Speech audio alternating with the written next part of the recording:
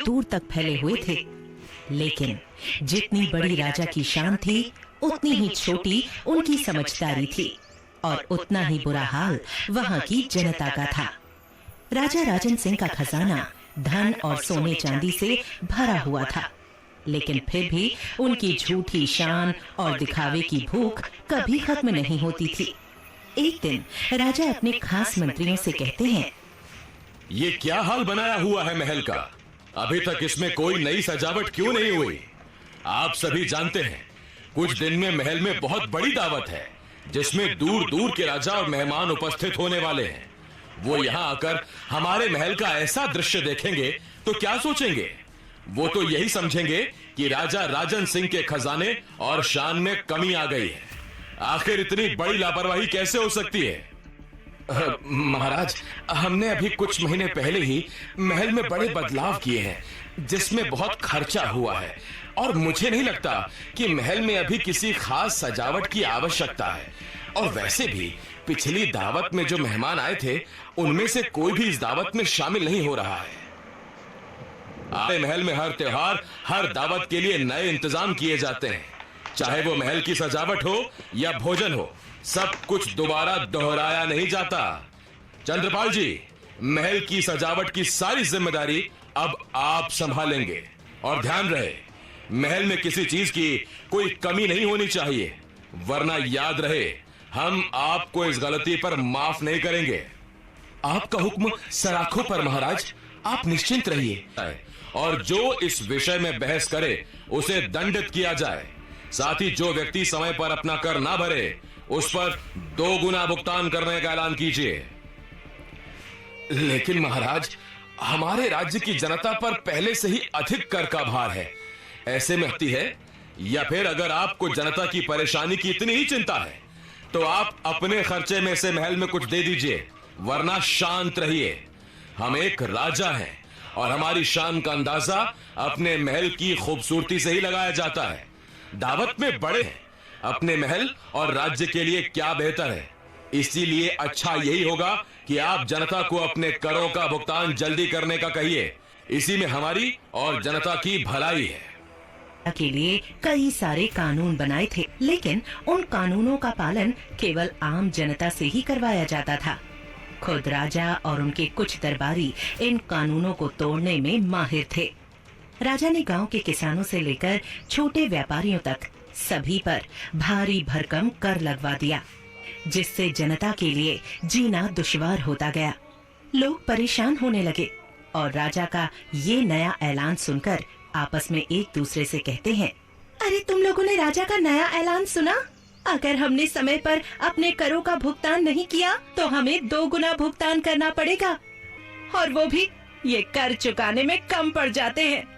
रुक्मिणी बहन, तुम सही कह रही हो। इतना धन देकर भी राज्य का अब तक कोई खास विकास नहीं हुआ है। हमारे द्वारा दिए गए कर से ही राजा अपने महल को संवारते रहते हैं, जिसमें हमारा कोई लाभ नहीं है, बल्कि अब तो हमें सुख की दाल रोटी भी नसीब होनी मुश्किल हो गई है।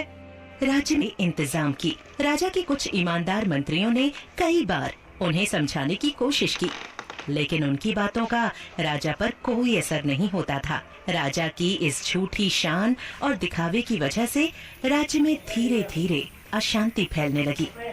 लोग अपनी समस्याओं को लेकर राजा के पास जाने लगे, लेकिन हर बार उन्हें निराशा ही हाथ लगती। और फिर एक दिन जब राज्य में भयंकर सूखा पड़ गया, तब जनता का सब्र टूट गया। लोगों ने एक साथ मिलकर राजा के महल के सामने कर कम करने के लिए विरोध किया। उन्होंने अपने हक के लिए आवाज उठाई और राजा के सामने अपनी मांगे रखी। महाराज, दया कीजिए, इतने भारी कर का भुगतान इतने कम समय में हम नहीं कर सकते, और अब तो इतना बुरा हाल हो चुका है कि हमें सूखी रोटी भी मिलना मुश्किल हो गई है। हम पर दया कीजिए महाराज। हमारे छोटे छोटे बच्चे, जिनका भूखे रह रहकर शरीर बिल्कुल कमजोर होता जा रहा है, न फसल अच्छी है तो कौन सोचेगा।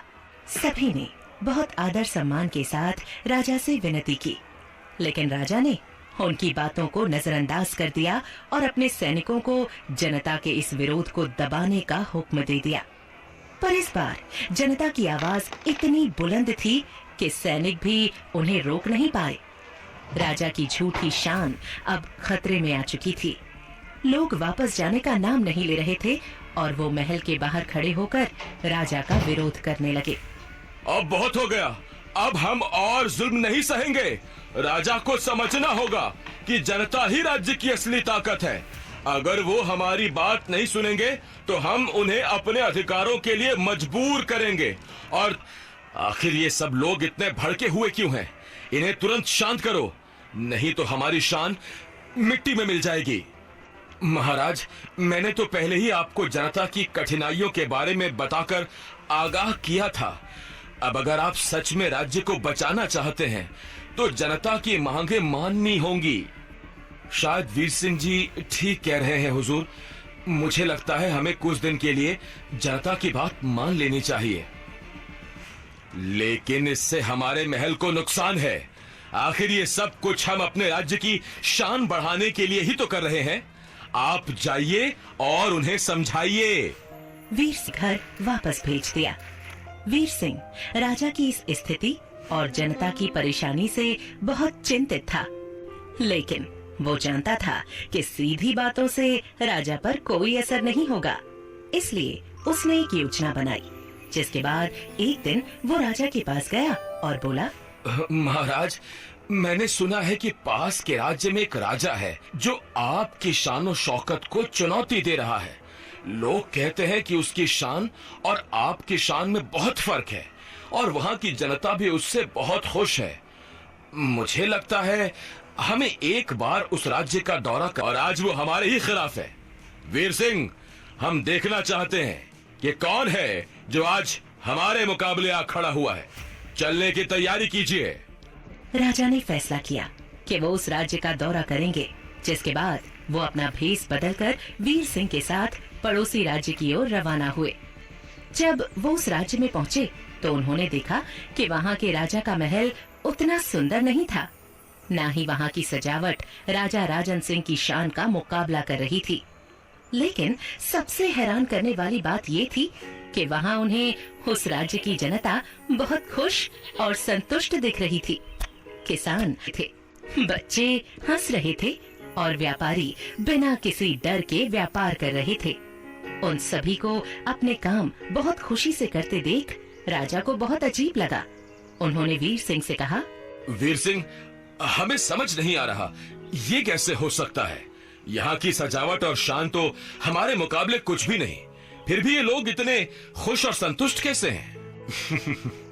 महाराज, सच्ची शान वो नहीं होती जो महलों में होती है। सच्ची शान तो वो होती है जो जनता के दिलों में होती है। यहाँ का राजा अपने लोगों की भलाई और खुशी के लिए काम करता है। में दिख रही है, उसने अपने महल की नहीं बल्कि अपने राज्य की जनता की शान बढ़ाई है। उन सभी का ख्याल रखा है, उन्हें पूरा पूरा सहयोग दिया है। यहाँ का राज्य में राज नहीं करते हैं। चलिए महाराज, अब हम अपने राज्य का दौरा करते हैं। शायद वहीं आपको आपके इस प्रश्न का उत्तर मिल सकता है। जिसके बाद राजा अपने राज्य का दौरा करते हैं, जहाँ का हाल बहुत ही खराब था। खेत सूखे पड़े थे। किसान पूरी मेहनत करने के बाद भी फसल अच्छी नहीं बना पा रहे थे। व्यापारियों का हाल कि उनकी शान केवल एक दिखावा थी, क्योंकि आज उन्होंने अपने महल की खूबसूरती देखकर नहीं बल्कि अपनी प्रजा और राज्य की हालत देखकर अपनी शान का अंदाजा लगाया था। आज मुझे समझ में आ रहा है कि महलों की चमक धमक केवल बाहरी दिखावा है। असली शान तो हमारी प्रजा की खुशी और उनके चेहरे की मुस्कान में है। मैंने दिखावे के चक्कर में अपनी जनता की तकलीफों को हर बार नजरअंदाज किया, लेकिन अब मुझे अपनी गलती का एहसास उसकी जनता की खुशहाली में होती है। अब मैं अपने राज्य के लिए वही करूंगा जो उनके लिए सही है। महाराज, मुझे खुशी है कि अब आपको जनता की परेशानियों का अंदाजा हो गया है। ये आपका सबसे अच्छा फैसला है। अगर हम प्रजा की भलाई का ध्यान रखेंगे तो वो भी दिल से हमें मान सम्मान देंगे। महाराज, सबसे पहले हमें जनता पर लगे भारी करों को कम करना होगा और उनके जीवन को सुधारने के लिए नई योजनाएं बनानी होंगी। इसके अलावा हमें किसानों और व्यापारियों की समस्याओं का भी हल निकालना होगा, ताकि उनका अब हम अपनी गलती को सुधारेंगे। महल वापस लौटने के बाद राजा ने जनता से अपनी गलतियों की माफी मांगी और अपने राज्य में कई बदलाव किए। उन्होंने कई तरह के कर हटा दिए और कुछ कम कर दिए। राजा ने अपनी प्रजा की भलाई के लिए नई योजनाएं बनवाई। धीरे धीरे राज्य में खुशहाली लौट आई और राजा राजन सिंह को अपनी असली शान का एहसास हुआ, जो उनके राज्य के सुधार